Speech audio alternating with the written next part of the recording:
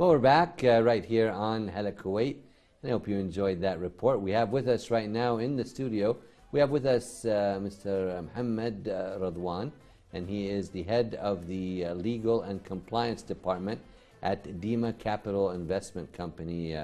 محمد, welcome to our program, Hala Kuwait. Thank you very much. Firstly, Assalamu alaikum. Thank you for having me today as your guest. A pleasure to have you this evening right here in the studio, and we're talking a little bit about financial crimes. Yeah. Correct? Yes, correct. So tell us now, sir, what do you mean by that term? Financial crimes is quite broad. Tell us what it is. Yeah, financial crime, you have many definitions for the word financial crime, but basically we can say that it's the acquisition of a financial benefit that arises from a crime, or the acquisition of the proceeds of a crime. So tell us a little bit more in detail. What are some examples? You have the most common categories, you can say categories, yes, of financial crime. You have bribery and corruption, you have money laundering and terrorism financing, you have the market abuse, and under market abuse you can say you have three different categories: market manipulation, market misconduct, and you have insider dealings. In the fourth category you have fraud, and the fifth category you can say tax evasion. In some countries tax evasion is under fraud. So that may fall under that then? Yes, yes. Most of the legal systems defines tax evasion under fraud because it includes fraud. Mohammed, tell us a little bit about the difference between capital markets and capital market. There are big difference between the two terminologies. Capital markets is the general financial services market that covers banks, investment companies, insurance companies, brokers, and it also includes all the financial transactions that happens in the market. While the capital market is part of the capital markets, but it only relates to the exchange of the financial securities through the sell and purchase of the shares, of course. Okay. Now you touched on some of the financial crimes, the different ones, money laundering and so forth. So tell us a little bit more. What is that? What do you mean by that? Money laundering is a very evolving crime in nature. It is a process that deals over the acquisition of a financial benefit in order to benefit securely from it. Or in other words, it's the process that deals over a proceeds of a crime in order to benefit securely from it. Money laundering, it's very complicated in nature. It's not the simple picture that we get used to. And I think, in my opinion, that the word money became inappropriate and sometimes misleading. Because when you say money, the first thing that comes to your head is the cash, the liquid cash. And you will picture that there is a liquid cash that needs to be infused or deposited some way into the financial system in order to be legal cash. But in fact, you are dealing with a proceeds of a crime, and you are trying to clean that dirty fund from its illegal criminal origin.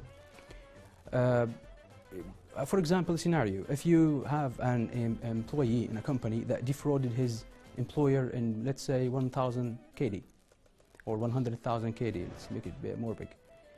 This is a fraud. This is a clear fraud. But the process of transferring the 100,000 KD to multiple accounts, multiple people, this process is called money laundering. Money laundering is a separate crime from fraud. Yes, the original crime is fraud, but the process itself is called money laundering.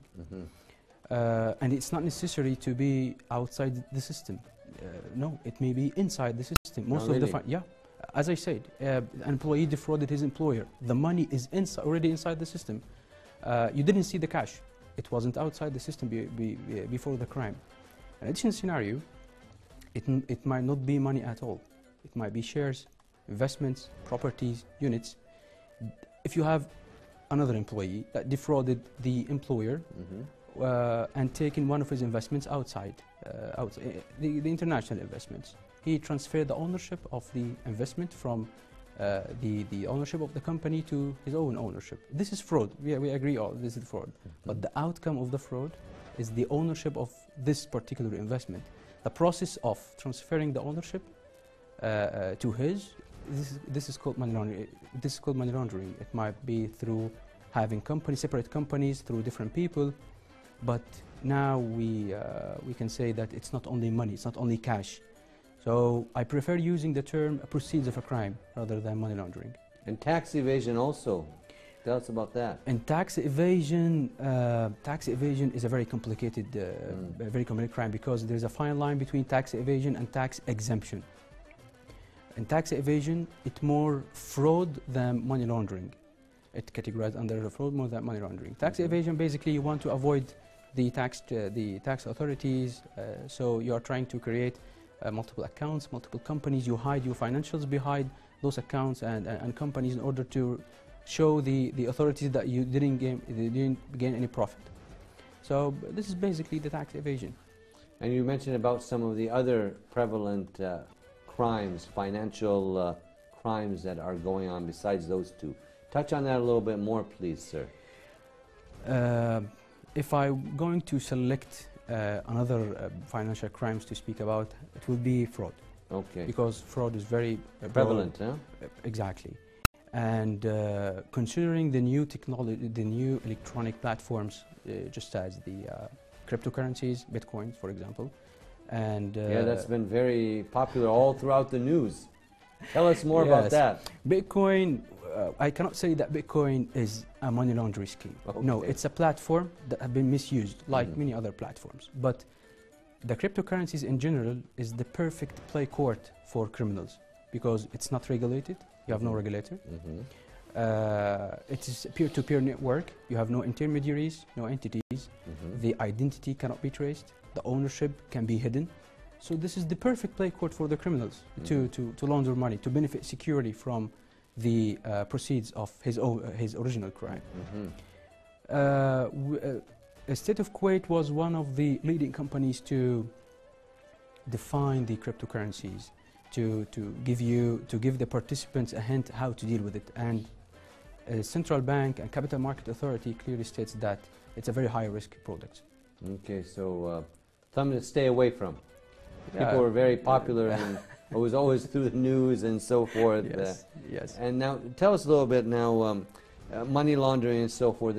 It's become quite rampant, but now there's a lot of different regulations. There are people around the world trying to put a lock on this, sir. Yes, you're absolutely right. You have 40 international recommendations coming from the FATF. The FATF is the organization that's responsible to recommend principles, instructions to follow. State of Kuwait witnessed a huge regulatory reform in 2013 to be adopted, to be in line with these developments. They created the Financial Intelligence Unit.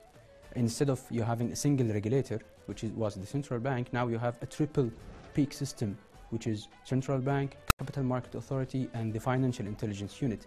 You should be having multiple eyes to monitor the situation. Beside the regulatory reform, you have the legal reform. Have created the law of AML 2013, and they have amended the bylaws of Capital Market Authority in 2015. And I think it won't be the stop. It won't stop here. They will keep progressing and developing the principles and rules inside Kuwait. In addition to that, they are trying to reform the culture and the attitude of the people inside the society. You know, State of Kuwait, as many Arabic countries, is a cash-based society. There are a huge transaction using the cash, liquid cash. The government right now is trying to change this from a cash-based society to a transaction-based society. And it started with the investment companies and banks, for example. Sure. It's not allowed to receive cash except for a certain amount of money.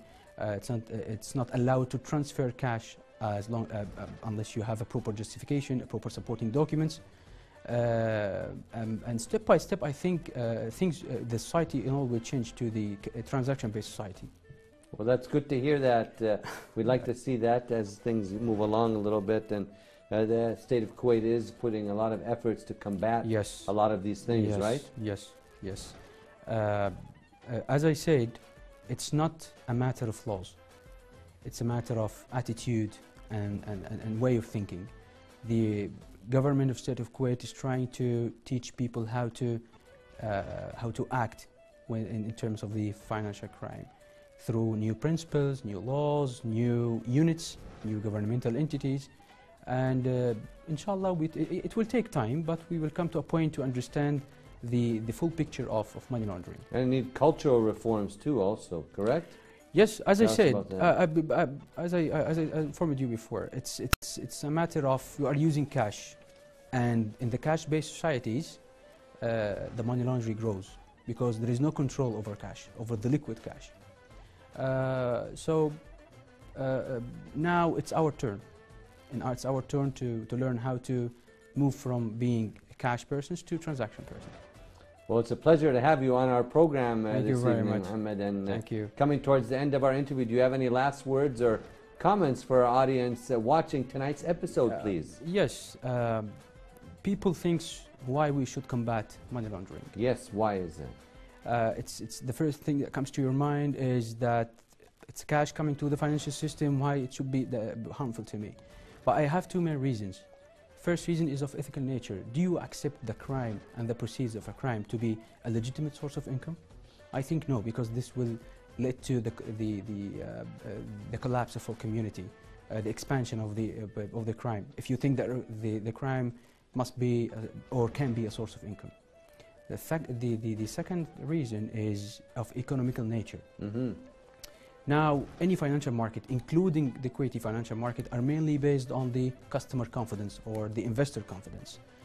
So this confidence is the vital element for success for any financial platform. Now, what happens if the investors or the participants or the people thinks that this platform or this market is a platform for a crime or a crime cell?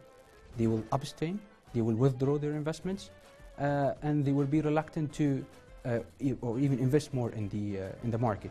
What will happen? The government will have to interfere and pay a huge amount of money to maintain the stability of the financial market. So let's think about the sources of the government. It will be taxes and lifting the subsidies. These are the main two common sources. Now, who will be affected at the end? It's you and me. The citizen and the people living in Kuwait. It all starts with a small crime to damage the integrity of the financial system. Well, it was a pleasure having you on our program this evening. It's my pleasure. And, we wish you all the best of luck in your future endeavors, Mohammed. Thank you. It's my pleasure. Thank you so much. We are speaking to Mr. Mohammed Rضوان, head of the